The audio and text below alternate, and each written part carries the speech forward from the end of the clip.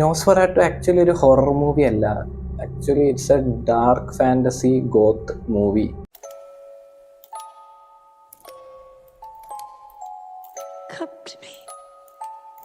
അതെ ഗൈസ്, അപ്പോൾ ഇന്ന് നമ്മൾ നോക്കാൻ പോകുന്നത് നോസ്ഫെറാറ്റു എന്ന് പറയുന്ന മൂവിയുടെ റിവ്യൂ ആണ്.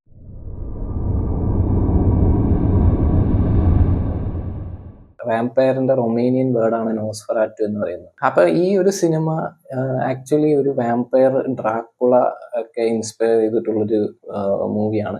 റോബർട്ട് എഗർ ഈ ഒരു കഥ ഒരു 1922 ഇറങ്ങിയ നോസ്ഫെറാറ്റു എന്ന പേരിൽ തന്നെ ഇറങ്ങിയ ഒരു ജർമ്മൻ സൈലന്റ് ഫിലിമായ അതിന്റെ റീമേക്കാണ്. പുള്ളിനെ സിനിമയിലോട്ട് കൊണ്ടുവരുന്നത് ഈ ജർമ്മൻ ഫിലിമായ നോസ്ഫെറാറ്റു ആണ്. അതുകൊണ്ട് അദ്ദേഹത്തിന് ഇത് കുറച്ചും കൂടെ ഇമോഷണലി കണക്റ്റഡ് ആയിട്ടൊരു സിനിമയാണ്. അതുകൊണ്ട് ഈ സിനിമ മാക്സിമം ബെസ്റ്റ് ആക്കിയിട്ട് അദ്ദേഹം സിൽവർ സ്ക്രീനിൽ കൊണ്ടുവരാൻ ശ്രമിച്ചിട്ടുണ്ട്. സോ അതിന് അദ്ദേഹം സക്സസ് ആയിട്ടുണ്ട് എന്ന് വേണമെങ്കിൽ നമുക്ക് പറയാം. അപ്പോൾ പുള്ളി ഈ ഒരു സൈലന്റ് ജർമ്മൻ ഫിലിം കണ്ട് ഇൻസ്പയർഡ് ആയിട്ട് പുള്ളിയുടെ ഹൈസ്കൂളിൽ ഇതൊരു സൈലന്റ് ഡ്രാമയായിട്ട് അവതരിപ്പിക്കുകയും അതിൽ നിന്ന് ഇൻസ്പിറേഷൻ കിട്ടിയിട്ടാണ് പുള്ളി എനിക്ക് മീൻസ് ഫിലിം മേക്കർ ആവണം എന്നുള്ള പാഷനൊക്കെ കൊണ്ട് സിനിമയിലോട്ട് വരുന്നത്. അപ്പോൾ പുള്ളിക്ക് ഭയങ്കരമായിട്ട് അറ്റാച്ച്മെന്റ് ഉള്ള ഒരു ഫിലിം കൂടിയാണ് ഈ നോസ്ഫെറാറ്റു എന്ന് പറയുന്നത്. സോ അതിന്റെ റീമേക്ക് എടുക്കുന്ന സമയത്ത് പുള്ളി നല്ല രീതിയിൽ ഹോംവർക്ക് ചെയ്തിട്ടൊക്കെയാണ് ചെയ്തിരിക്കുന്നത്. അതിന്റെ റിസൾട്ട് നമുക്ക് സിനിമയിൽ കാണാനുണ്ട്.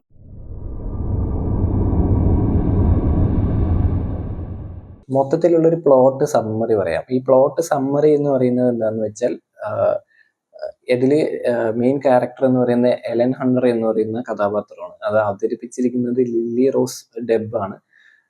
സോ ഈ എലൻ ഹണ്ടർ എന്ന് പറയുന്ന ആ യങ് ലേഡിയെ വാമ്പയർ പൊസസിങ് മീൻസ് ഈ വാമ്പയർ വശീകരിക്കുന്ന ഒരു പരിപാടിയുണ്ട്. നമ്മൾ ഡ്രാക്കുള ഫിലിംസ് കണ്ട് പരിചയമുള്ളവർക്ക് അല്ലെങ്കിൽ നോവൽ വായിക്കുന്നവർക്കും അറിയാം.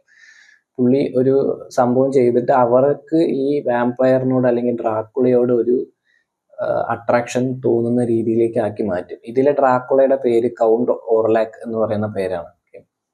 ബില്ലി എന്ന് പറയുന്ന ആക്ടറാണ് അത് അവതരിപ്പിച്ചിരിക്കുന്നത്. അത്യാവശ്യം ഗംഭീരമായിട്ട് തന്നെ അവതരിപ്പിച്ചിട്ടുണ്ട്.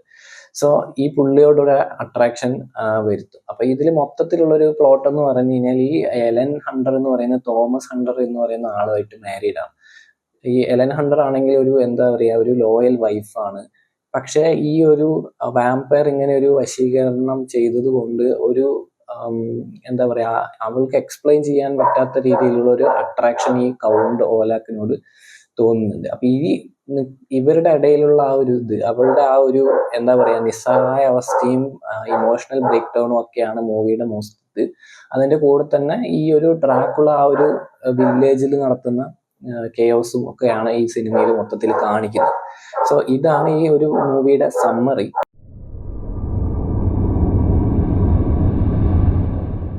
പഴയ കാലഘട്ടം ആയതുകൊണ്ടും ഇതൊരു ഡ്രാക്കുള ഫാന്റസി ആയതുകൊണ്ടും നമുക്ക് ആ ഒരു എന്താ പറയുക, ഇതിലെ പ്രൊഡക്ഷൻ ഡിസൈനിങ് ആണെങ്കിലും അതുപോലെ തന്നെ പണ്ടത്തെ കാസില് അങ്ങനെയുള്ളത്, പിന്നെ ചാരിയറ്റ്, പിന്നെ ഇതിലുള്ള ബാക്കിയുള്ള എക്സ്ട്രാ ആക്ടേഴ്സ് ഒക്കെ ഗംഭീരമായിട്ട് തന്നെ അവർ ഇതാക്കിയിട്ടുണ്ട്. ഈവൻ ദോ ബഡ്ജറ്റ് ഒരു കുറവാണെന്നുണ്ടെങ്കിൽ അവർ ആ ഉള്ള ബഡ്ജറ്റിൽ മാക്സിമം എക്സലൻസ് കൊണ്ടുവരാൻ ശ്രമിച്ചിട്ടുണ്ട്. പിന്നെ ഇതിൽ നമുക്ക് എടുത്തു പറയാനുള്ളത് ഈ സിനിമയുടെ ക്യാമറ മൂവ്മെന്റ്സ് കാലഘട്ടത്തിനനുസരിച്ച് കുറെ സ്റ്റാറ്റിക് ഷോട്ടുകളും അതുപോലെ തന്നെ ആവശ്യത്തിന് മാത്രം ക്യാമറ മൂവ്മെന്റ്സും ഒക്കെ കൊണ്ട് ഉള്ളതാണ്. അപ്പൊ അങ്ങനെ കാലഘട്ടത്തിന് അനുയോജ്യമായിട്ടുള്ള രീതിയിലും സാറ്റിസ്ഫൈ ചെയ്യുന്ന രീതിയിലാണ് ക്യാമറ വർക്ക് ചെയ്തിരിക്കുന്നത്.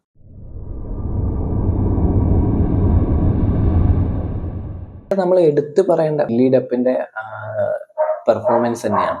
ഇന്റിമേറ്റ് ആയിട്ടുള്ള കുറെ സീനുകളും അതുപോലെ തന്നെ ഇമോഷണൽ ബ്രേക്ക് ഡൗൺ, അതുപോലെ വേറെ വ്യത്യസ്ത തരത്തിലുള്ള ഇമോഷൻസും അങ്ങോട്ടും ഇങ്ങോട്ടും മിക്സ് ചെയ്ത് ചില സമയത്ത് ഇവൾക്ക് ഭ്രാന്താണോ എന്ന് നമുക്ക് തോന്നും, ചില സമയത്ത് ഇത് നോർമൽ പേഴ്സൺ ആണെന്ന് തോന്നും.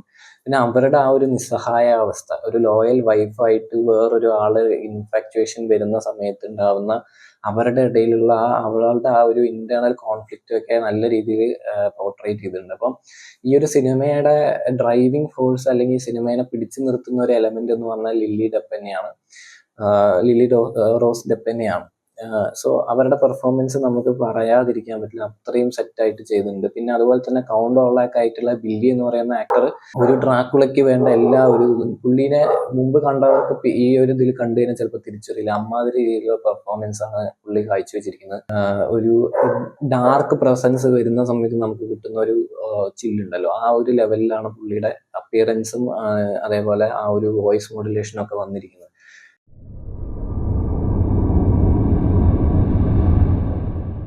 സോ മൊത്തത്തിൽ ഈ ഒരു സിനിമ ആക്ച്വലി എനിക്ക് ഹൊററായിട്ട് അത്രയൊന്നും ഫീൽ വന്നിട്ടില്ല. പക്ഷെ മൊത്തത്തിൽ ഈ ഒരു സിനിമ അങ്ങനെ ഒരു ജോണർ അല്ല, ഒരു ഡാർക്ക് ഫാന്റസി.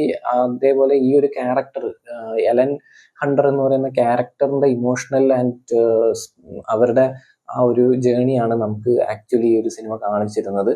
അല്ലാതെ ഹൊറർ എന്ന ലെവലിൽ എനിക്ക് പേഴ്സണലി അത് തോന്നിയില്ല. പക്ഷെ ഹൊറർ എന്ന് പറയുന്നത് ഒരു സബ്ജക്റ്റീവ് ആയിട്ടുള്ളൊരു സംഭവമാണ്. ചിലപ്പോൾ നിങ്ങൾക്ക് അത് ഹൊററായി തോന്നുന്നു, എനിക്ക് ഹൊററായി തോന്നുന്നില്ല. പക്ഷെ മൊത്തത്തിൽ നമുക്ക് പറയുകയാണെന്നുണ്ടെങ്കിൽ it's actually A dark fantasy.